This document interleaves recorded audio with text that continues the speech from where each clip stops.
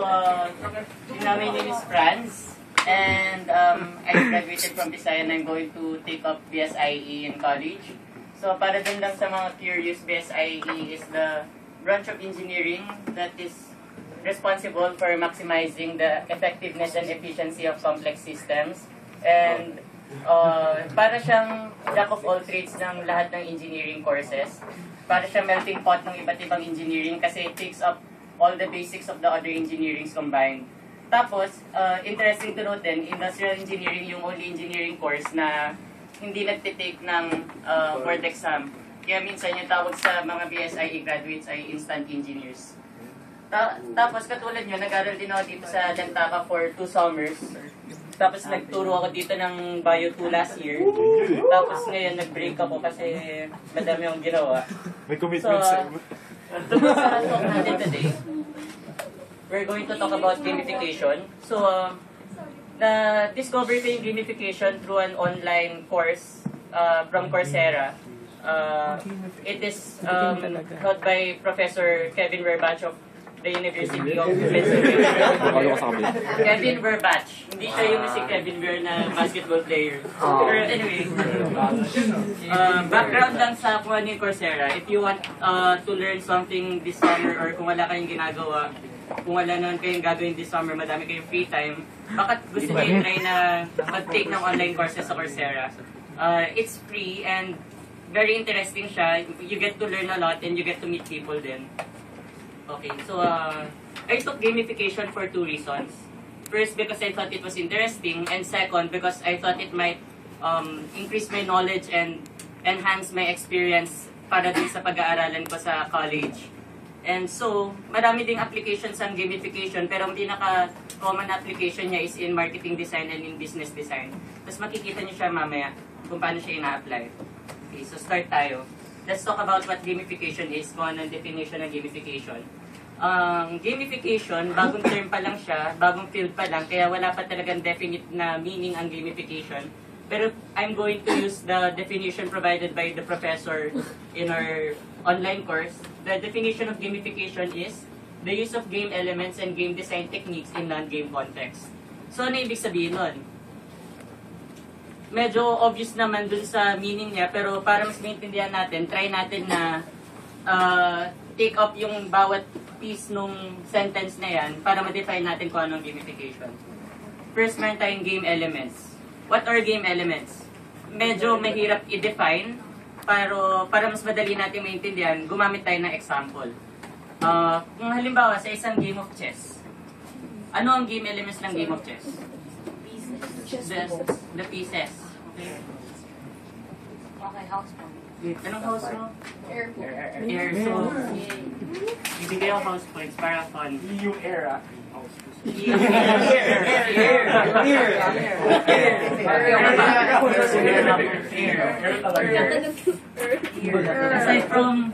Aside from the pieces, ano ba? The chessboard, tama. Mga attacks na house points. Okay, ito. The way the pieces move. The way the pieces move, correct. Game element din yun. Iba na ito. The way the pieces. The way the pieces. Yeah! I know. Upon moves forward. Sabi ko nga. Ay, sige, anong house mo? Fire. Ano pa? Ikaw, sige, ikaw ulit. The gamers. The gamers, tama yun. Part ng game element yung fact na dalawa yung players mo and hindi ka na pwede maglaro ng chess with unless may AI or when you practice, pero it's not a game when you play with yourself. Ano pa? Meron pa? How to win the game. How to win the game, yung win-loss situations. Ano pa? Meron pang isa. Sports simulation. No, that's not. The rules, tama. Kung yung rules about casting and yung rules about pass pawn. So, those are the game elements for the game of chess. So, kung titingnan natin, kung gagamit tayo ng isang metaphor, ang game elements, kung yung isang game ay isang bahay, yung game elements yung ginagamit mo na tools para mabuo yung bahay mo. Okay? So, that's clear. Next element. Game design techniques. So, ang pinaka-point ng gamification is to approach problems just as how a game designer would approach in making games. So, paano natin gagawin yon? Halimbawa, kunyari, gagawa ka ng isang website. Tapos, yung objective mo is to know how your audience behaves in your website. So, ano gagawin mo? Para malaman mo kung paano sila nagbe-behave. You open a forum, pwede. Pero, if you were a game designer, you would design your website in such a way that it will become like a game. So, how do we do that? Isipin natin yung mga audience natin were like players. So, if we say that our audience are players, the player is the center of the game. The player has control over what happens around the game. The player also has freedom to do what he wants. And finally, the player plays. Okay? So, dapat yung website na i-design natin, it will make the audience feel like they are the center of the website, and the things that happen in your website are due to what the players do, to what the audience does. So, okay. So, next. Finally, we have non-game contexts. Basically, non-game contexts refer to everything that does not involve games or walang kinalaman sa games at all, wala kang game elements. So, this includes working, studying, playing, eating, or running, jogging, anything na walang games. So, yeah, that does not have anything to do with games. So, basically, if we will summarize the three concepts that we just defined, gamification is when we make non-game things more game-like or more fun. So, ang pinaka-goal natin dito is to make systems or make anything more interesting so that we get people to do our activities more para mas maging engaged sila at saka para mas mag-enjoy yung mga tao. Okay, next slide. However, gamifying does not mean that we remove the non-game elements. Pagka gumawa tayo ng simulations o di kaya pagka gumawa tayo ng game mismo, it's not gamifying anymore. Kasi important na component ng definition natin is yung non-game elements. So kung mismo yung non-game elements, hindi na siya gamification. So example dito yung game na surgery simulator, it's not gamification if you want to teach effectively students how to perform surgeries. It's because it's just a game. It's a game. It's not a gamified, non-game context. Okay? So, ang important, ang definition ng gamification is, next slide, gamification is instead learning what games can teach us. So, we also learn from gamification that we can learn from game designing and that we can apply them in real-world problems. So, gamification makes use of a person's natural desire for competition, achievement, altruism. Anong meaning na altruism? Does anyone know what altruism means? Alternate truth. Wala? Sayang house points, altruism. Doing good for others, charity. Altruism is charity. Status, self-expression, and closure. So, ang pinaka-point nito is gagamitin natin yung desire ng tao for these things, which are mostly makikita naman natin sa games na ina-exploit to. Kaya, we are using games para mas maging interesting yung ating mga activities.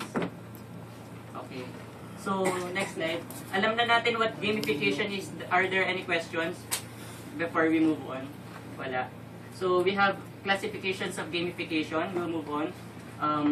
We have three classifications of gamification: internal, external, and behavior change. So, start tayo sa internal.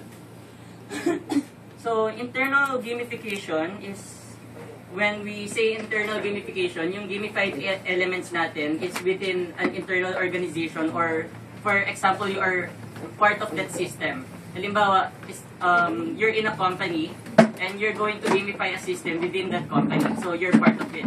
So, an example nito, assume mo na isa kang team leader sa isang team, and you are in a sales company, and you want to increase sales.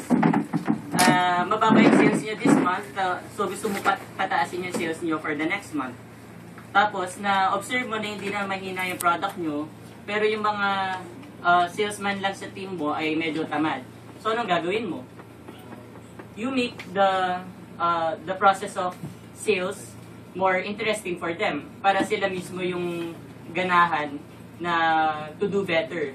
You motivate them to do better. Isang example nito sa mga companies is when they do Employee of the Month awards, if they award people that, it actually motivates people to do better. It also encourages competition between people dun sa company to outdo the performance of other people, and it incentivizes them to do better, and it motivates them to work harder.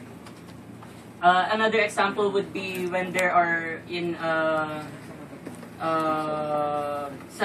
sa sales pa rin sa companies, when they have different teams of salesmen, minsan ginagawa nila, pinagko-compete nila yung mga teams ng salesmen para makita kung sino may pinamataas na sales.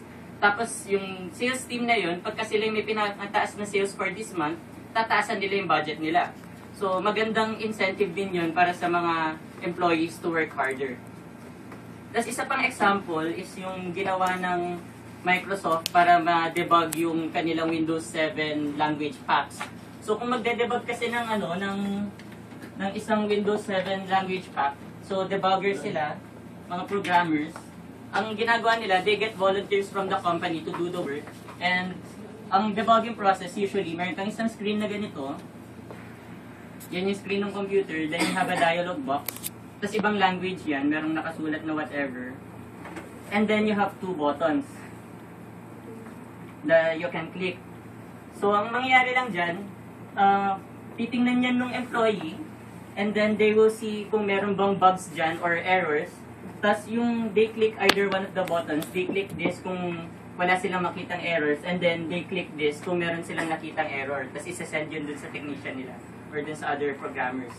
Pero anong problem dito? Diba parang medyo nakakatamad naman gawin na madaming dialog boxes na titingnan mo lang na ganyan pa isa-isa. So medyo boring siya. So yung ginawa ng Microsoft is they gamified it by adding a points and leaderboard system. Naglagay sila dito ng isang maliit na box, tapos you sign in as an employee, makikita mo yung name mo dito, may name ganyan, tapos meron kang score. Tapos under your name, merong names ng ibang employees, tapos may scores din sila. And then, parang nagkakaroon ng competition ngayon, who could get to the top, kung sino yung pinamagaling na debugger sa kanila. Tapos, sobrang galing nung experiment na to, sobrang effective niya na 6,500 bugs were found, tapos 500,000 dialog boxes were reviewed, tapos 4,500 employees participated in the program. Tapos iisipin mo, that sila nag-volunteer to do the job.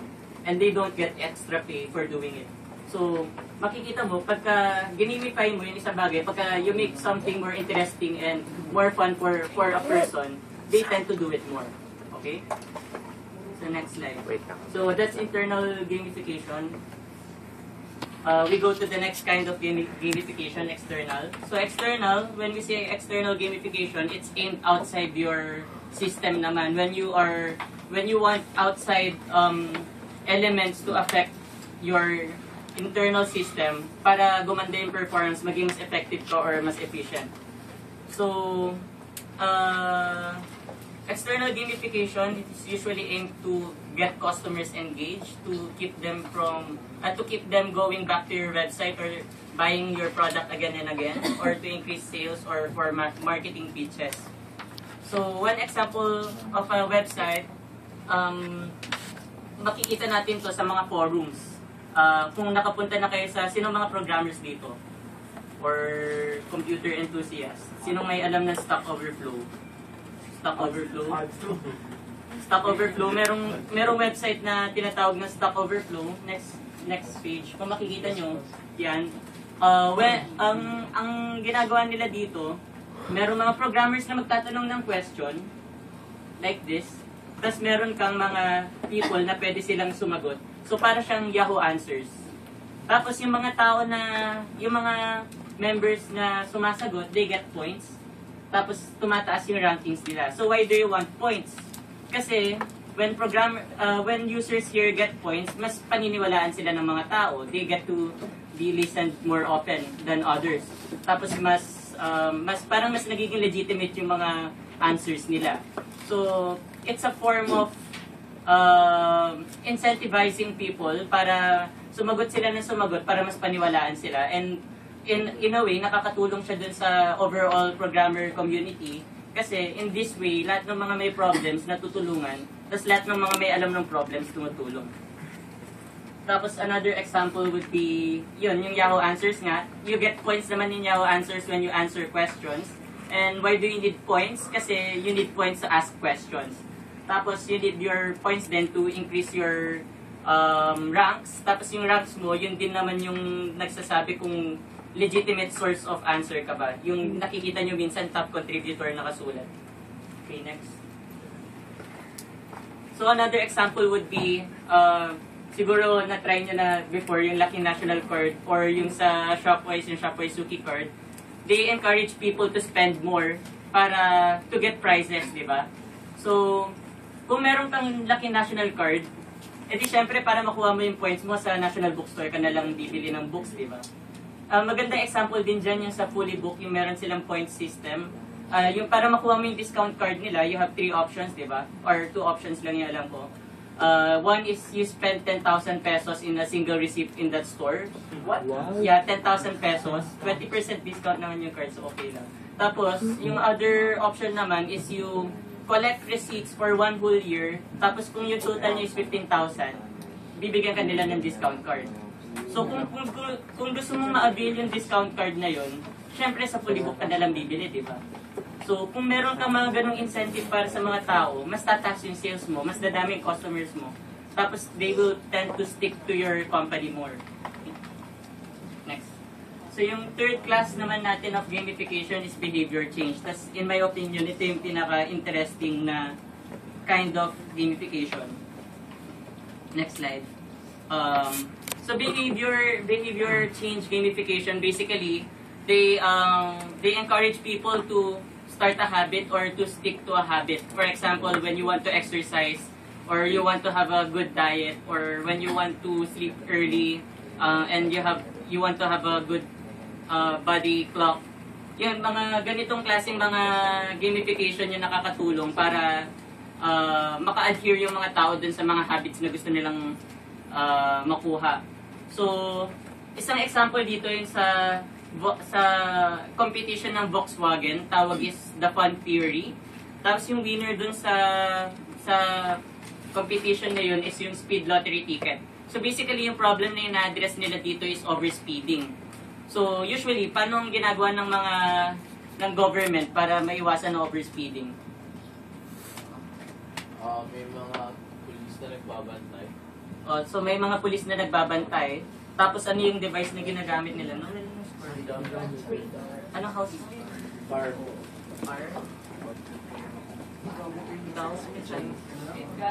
Speed gun or yung speedometer. Ano house mo? Water. So, basically, ang ginagawa lang nila noon, sa highway, meron kang mga nakastation na police, tapos meron silang mga speedometer, tapos itatapat nila sa mga car na nag-overspeeding, tapos mababasa ng police yung speed, tapos sa kanila kukunin yung plate number, tapos sa kanila ipapine yung overspeeder. Pero may problem doon. It doesn't necessarily change the behavior of the people. Kasi, kailan lang ba sila mag-i-slow down? Pagka nakita nila na may pulis na nakatambay, di ba? Pero pag wala silang nakikita na pulis na nakatambay, hindi sila mag-i-speed down. So, yung naging solution nila dito sa problem dito is, yun nga, meron ka pa ring speedometer, meron ka makikitang ganyan na display, tapos i-display niya yung speed nung mga dumadaan dun sa under niya. Pero merong catch. Instead na yung dati lang na yung mga overspeeders is kukunin nila yung number tapos kanilang ipa-fine. Yung meron ding mga people na pagka ano nangyayari din dito, pagka yung speed mo is mababa lang, halimbawa 20 kilometers per hour, ipapasok nila yung plate number mo sa isang lottery. Tapos, every week, merong nananalo dun sa lottery na yun na cash prize. And then, yung cash prize na yun, nanggagaling dun sa fine na kinuha nila dun sa mga overspeeders. So, trinay nila to sa Sweden and naging effective siya. Sobrang ganda ng results. And it really changed the behavior of the motorists. Talagang bumabagal yung kanilang average speed. So, meron akong video dito sa next slide. Question. Sorry. Ano yun? Kung bumaba yung speed nila, where does the money come from pag wala nang overspeed? Siyempre, pagka ganun, meron pa rin na mga overspeeders. Pero, I think, meron pa rin silang kukunin na money siguro from other sources siguro. Taxes siguro or something. So, ito yung speed camera lottery in action. Go back. Spoiler. Just click mo lang. Left. Ay, walang speakers. Oh, well.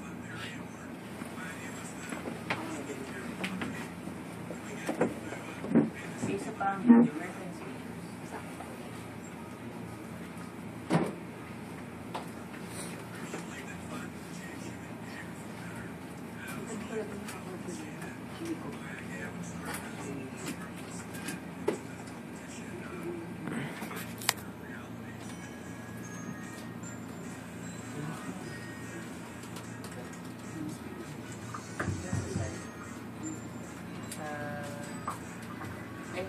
Dito.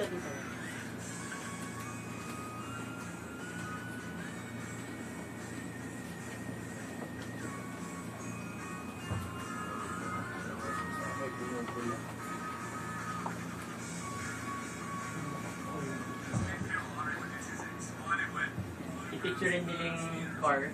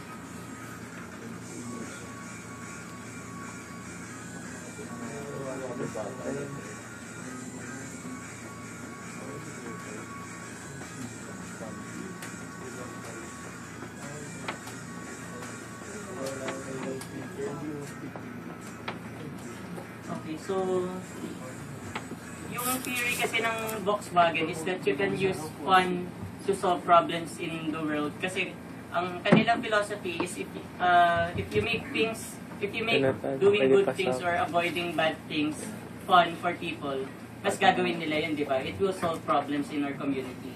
So, ito yung winner din sa competition nila, and nakita niyo yung results, nag-reduce na 22% yung average speed.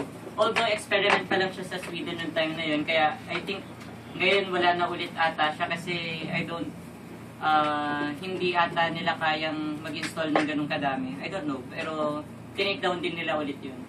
So, yun, makikita natin dito na if you give an incentive, if you make something more fun for people, they will tend to do it more and they will tend to stick to it. So, nagkaroon ng change in behavior dun sa motorist, di ba? Bumaba yung average speed nila. Okay, so next. Another example is yung sa Zombies Run. App siya sa Android at saka sa Apple. Sinong familiar dito? Wala ba gumagamit dito? Wala. So, basically, app lang siya na nagbibigay lang ng another dimension sa experience mo ng jogging. So, instead of just jogging na wala ka lang ginagawa nila, edi dadali mo yung smartphone mo habang nagja-jogging ka, tapos naka-earphones kang ganyan. Tapos meron siyang piniplay na radio show na parang narrative ng story. So, meron ka radio show na ganyan, nagre-report siya ng about outbreaks or mga extinction ng humanity or anything, mga doomsday scenarios dun sa sound. Tapos mamaya-maya, meron ka nalang madidinig na sound ng zombie na humahabol sa'yo. So, yun na yung cue mo na to run faster. So, tapos yung application, kaya niyang i-measure yung speed mo using GPS, makikita niya kung gaano kakabilis, Tapos kailangan mo tumakbo ng mabilis para hindi ka mahabol ng zombies or else magiging game over siya. Tapos minsan meron ding mga quests dun sa application na halimbawa kailangan mo maghanap ng supplies or kailangan mo maghanap ng survivors. Sasabihin din siya dun sa tapos randomly lang siya nangyayari. So if you want to find survivors or if you want to find supplies, kailangan mong mag-jogging more often. So it gives you an incentive to jog. Kasi kung gusto mong i-save yung sarili mo from zombies, you will jog some more, di ba? So, it gives you a habit and it makes you adhere to your habit. Tapos, isa pang example niyan, sa jogging din, yung sa Nike Run, meron silang mga binenta dati na line of shoes na merong compartment na pwede mong lagyan ng device, di ba? Tapos, dinemeasure ng device kung ano yung speed mo, kung ano yung jogging patterns mo, tapos isesend niya sa smartphone mo. So, mas simple siya kaysa dito. Pero, yung point there is, nakikita mo yung performance mo, tapos pwede mo siyang i-share sa ibang tao. So, i-incentivize ka na, uy, nagja-jog pala siya ng mas matagal sa akin, siguro dapat mag-jog din ako ng mas madami. Or something, di ba? So, it incentivizes people to jog more often. And, ang interesting to ask is, why would Nike want to do that? Bakit nila gusto mag-jog yung mga tao? Di ba? Ano yung sagot? Tama, para masira yung sapatos. Pagka napudpud yung sapatos nila, bibili ulit sila ng bagong sapatos. The same brand, preferably Nike ulit. Tapos tumataas yung sales nila, di ba?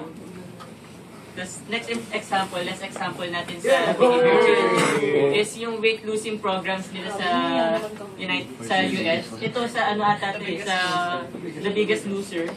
Pero yung ginagawa nila sa US is they group you in groups of 2. So, meron kang partner.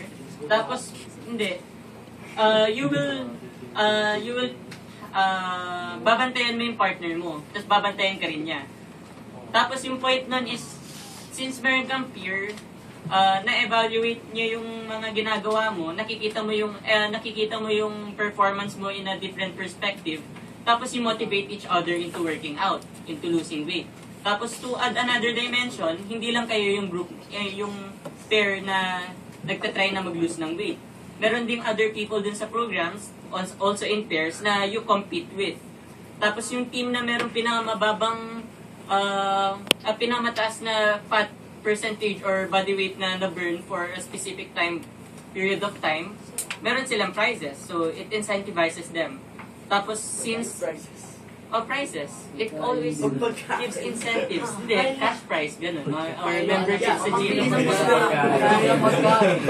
Actually, sa Biggest Loser, di ba ganun yung ginagawa nila? Pagka you lose this, kung ikaw yung may pinakamataas na lose na weight this week, they give you treats or sweets, desserts, di ba? Ganun yung ginagawa nila. Ha? Yung sa panalo, if you win, they give you desserts. Kasi, yun yung gusto nila eh. Gusto nila ng desserts. Sa The Biggest Loser, gagawin nila kapag natalo ka, kakainin ka nila na mataas yung calorie. Ganun. So, kung natalo ka, edi meron kang free food, edi parang gusto ko na lang matalo. Pero anyway, so yun yung point. At saka, dun sa program na yun, since fair kayo, yung isa, magsasabi sa'yo, uy, hindi ka nakaka-lose masyado ng weight, ikaw patalo dito sa team natin, ang bigat mong i-carry.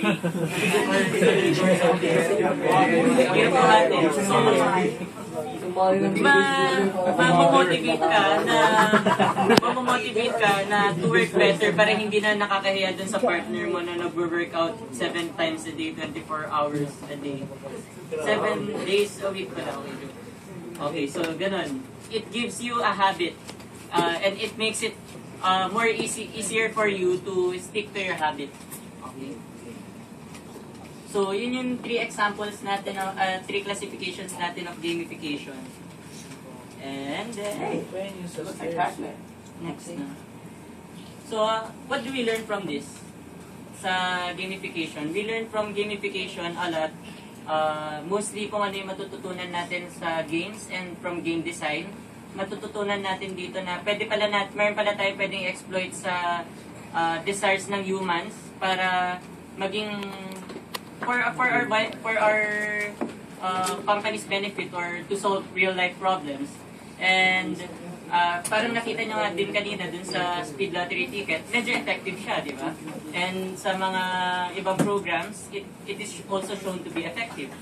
So, malaki ang incentive para mag-gamify tayo. Nagiging efficient yung mga systems, nagiging mas effective yung mga stuff na ginagawa natin. And it also makes other things more fun. And it's important. Tapos, kung mapapansin nyo din, ginamify ko yung speech. Meron tayong scoring system, kaya na-motivate yung iba siguro na mag-participate and to get points.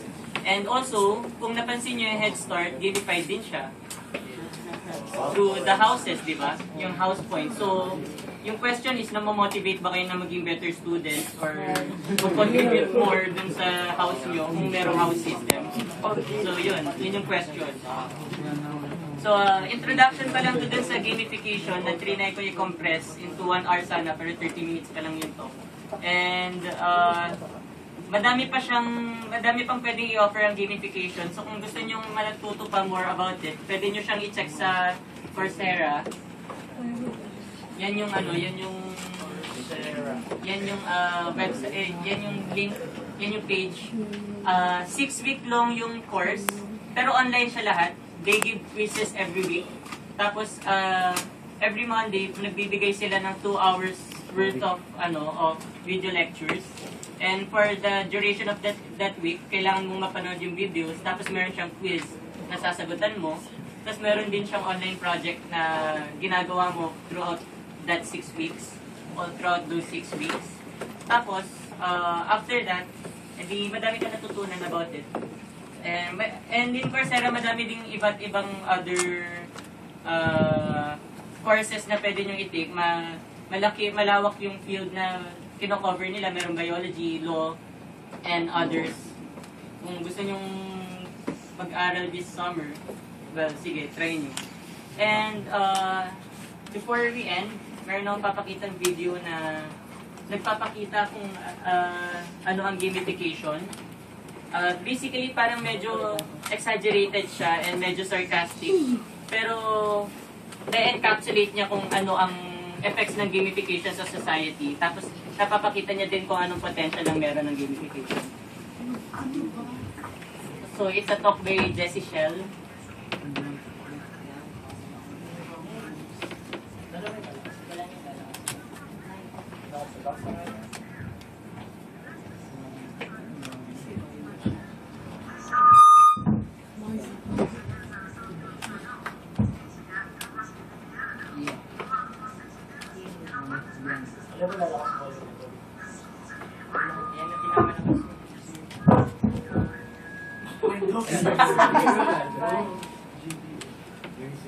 That face.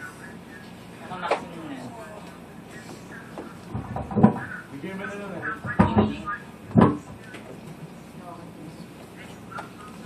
Sinasabi niya dyan, merong teacher, sabi niya boring ang grading system ng university.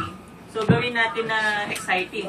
Yung mga students na pumapasok, meron silang nakukuha XP points. Tapos yung mga nagpa-participate dun sa class, nakakakuha din ng XP points. Tapos yung grading system niya is based kung ano yung level na naabot mo throughout the class.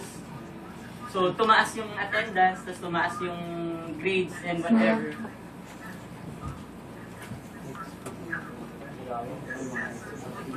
So, parang ginawa niya RPG ang pagpasok sa class. Good idea.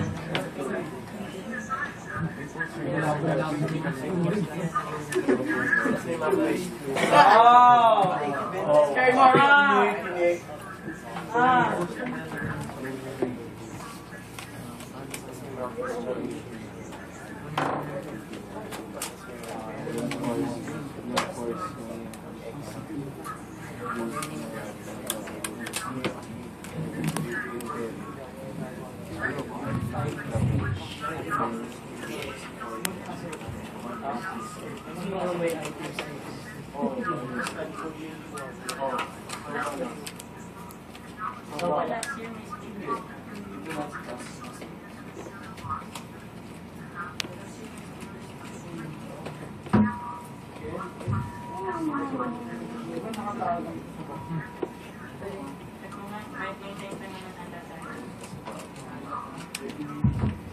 Maganda rin Maganda yung video.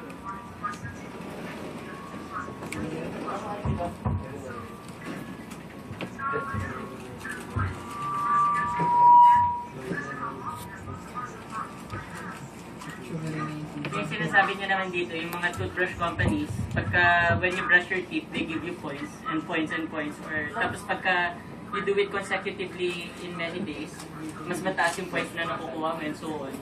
So, meron kang incentive na mag-brush ng teeth kasi nakapakuha ng points na pwede mong gamitin yung points na yun to buy stuff. Like toothpaste or... Buy sweets so that you can brush your teeth up more often.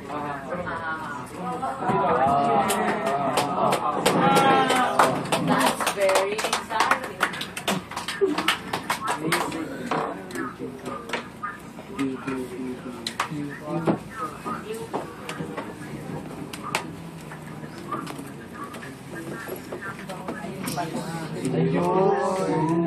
Wow!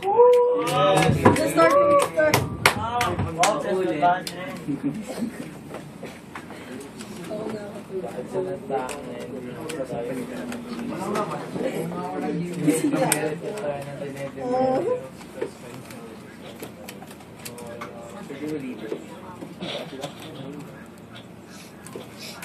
Ow. Wow! Again, may pala yung speaker. Big points for you, right? Try ulit natin. Okay, then. Ulitin natin. Oh, and so, here's the question I'm going to put to you. Who do you think is designing these games? Skilled game designers? No, not really. Just like whoever's there is doing it. Imagine if skilled game designers get a hold of these kinds of things. Lee Sheldon is a great example. He's teaching, he's a game designer, some of you I'm sure know. He's teaching at the University of Indiana now. And one of the first things he did, you know what, this grading system kind of sucks. Because school's a game, right? You go, you get scores, you know, and you come out, there's a leaderboard, you know. And he said, I'm going to do this better. He doesn't give out grades for each assignment. He gives out experience points.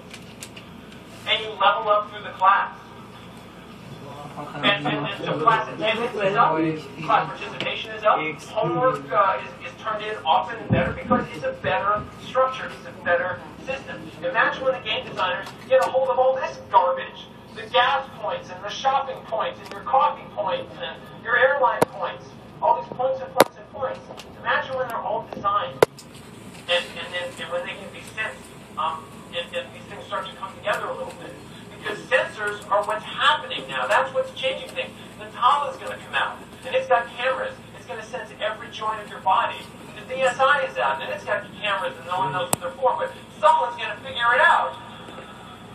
And technology keeps getting cheaper and cheaper and cheaper, and there's going to be sensors everywhere detecting so many things in your life. And these things are going to be able to be used for gameplay. So, we're moving on a road towards disposable technology. If anyone here ever bought a Furby, right? The Furby costs like $20, $30. It has more technology in it than they used to put a man on the moon. And many people have now thrown out their Furbies because it's kind of dumb and they throw it out. It's disposable technology. We are before too long going to get to the point where every soda can, every cereal box is going to be able to have a CPU, a screen, and a camera on board it, and a Wi-Fi connector so that it can be connected to the internet. Now what will that world be like? Well, I think it'll be like this. You get up in the morning to brush your teeth, and the toothbrush can sense that you're brushing your teeth, and so, hey, good job for you, 10 points for brushing your teeth. And it can measure how long, and you're supposed to brush them for 3 minutes, and you did. Good job, you brushed your teeth for 3 minutes, and so you get a bonus for that. And hey, you brush your teeth every day this week, another bonus. Right? And who cares? The toothpaste company, the toothbrush company, the more you brush, the more toothpaste you use. They have a vested financial interest. You go to breakfast, there's the cornflakes. On the back, there's a little web game that you can play. While you eat, instead of reading the back, you play a game while you eat your cornflakes. And you get that, and you get 10 points just for eating the cornflakes. And then it turns out you can see your list of friends who also have cornflakes and the scores that they got because your Wi-Fi and Facebook connected and everything. And so, you get 5 bonus points because you just beat out one of your friends at the cornflakes game. So then you go and you get on the bus. The bus? Why am I thinking of the bus? you're taking the bus because the government has started giving out all kinds of bonus points to people who use public transportation. And you can use these points for tax incentives. And while you're sitting on the bus riding to work, and you're playing your little Tetris and getting a few points here and there, you suddenly remember, I had this dream last night. I had a dream that my mother was dancing with this giant Pepsi can. And then you realize, oh yeah, the entertainment system, right, which is this thing you put in your ear and it can sense when you enter REM sleep. And then it starts putting little advertisements out there to try and influence your dreams. And then you can fill out a little form and to test to see if those things came through into your dreams. And if they did, then big points for you, right? And you can use these points at the grocery store or whatever. And you get to work on time, good job, excellent, you got to work on time, and you get a special bonus, I don't know, for something else, maybe because you've been there on time all week.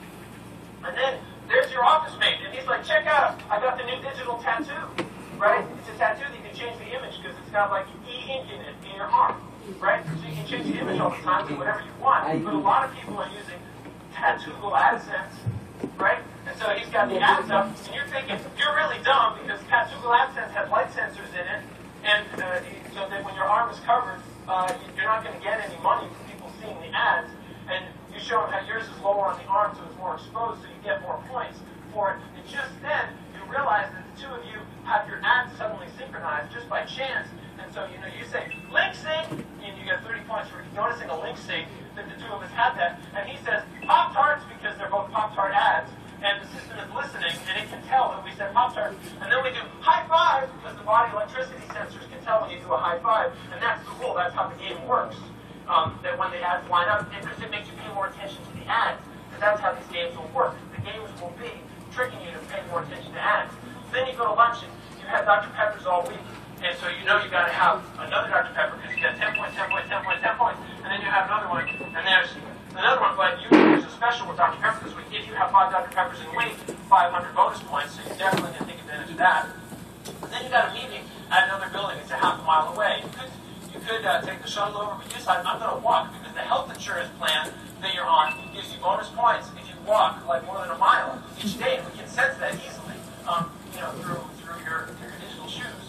And if you get your heart rate up to a certain amount, then you get more bonus points from your health insurance company. So then you're going shopping on the way home, and then this is like a place you can get a lot of points. And it's really complicated, so you don't figure it out. You let your app figure it out. It looks at all the point systems you have. It looks at what you want, and then it tells you which ones to buy in order to get, ooh, wow, a lot of points. This is because I make good choices shopping. Then you get home, and your daughter's like, oh, I got my report card.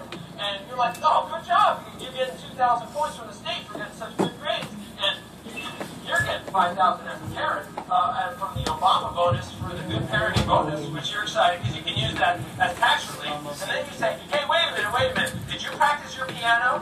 And she's like, yeah, I practiced my piano. Well, what score did you get? You're like, oh, well, I got 150,000. 150,000, that's the best you've ever had on that particular sonata. That's 9,000 points given by the Arts Council for your scholarship fund. So, go you, right? And then you go and watch television, and like, I don't even want to talk about this. It's just point. Because there's an eye sensors, right, that can tell when you're watching the ads. So you want to watch the ads, certain ads especially, because you're going to get points for them. And your remote has a little screen on it, and a little camera, so you can kind of live chat with other people you know are watching the show, and you play all these games, and you get all these points, and while you watch television, that would be very natural things to do. Then finally, the day's over, you're going to bed, you sit down with your new Kindle 3.0, which of course has the eye tracking sensor in it that can tell what you've read and how much you've read of the book. And it's important to read the whole book because then if you leave a review on Amazon, you'll get super bonus points if it knows you read the whole book through. And as you finish the book, you're very surprised. Oh, did I mention that Microsoft acquired Amazon a couple of years back? They did. And you get an achievement unlocked.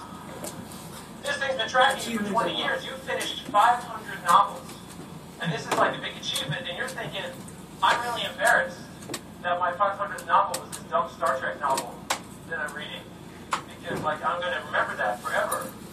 And then you start thinking about all these achievements and points and things and realizing that, you have no idea what books your grandparents read or where they went on a daily basis. But these sensors that we're going to have on us and all around us and everywhere are going to be tracking and watching what we're doing forever.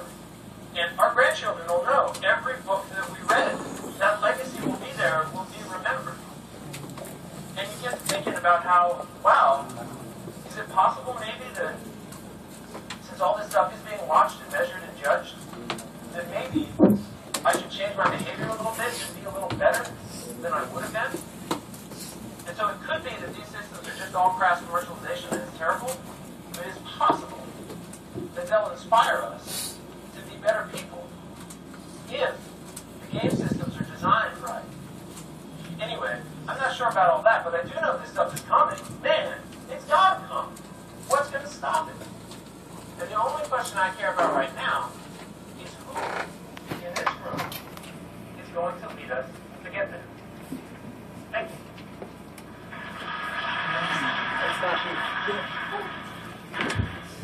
Okay, so, yun nga, pinakita niyo yung pwedeng potential na ipakita na that can be brought by gamification. And it also shows us na it can also incentivize us to become better people, di ba? So, yun yung talk ko. So, sana meron kayo, are there any questions? Wala. So, sana meron kayong natutunan ngayon. So, I have a question. Do you think that will happen? not in our generation, it's very far ahead.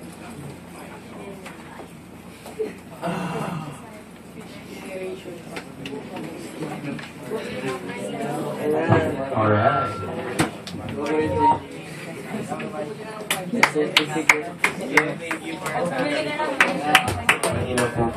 Thank you for that. The certificate of appreciation is given to Franz Christian T. Irorita for generously sharing his valuable knowledge and expertise in a get-together during Headstart 2013. Given this 30th of April 2013. I have to meet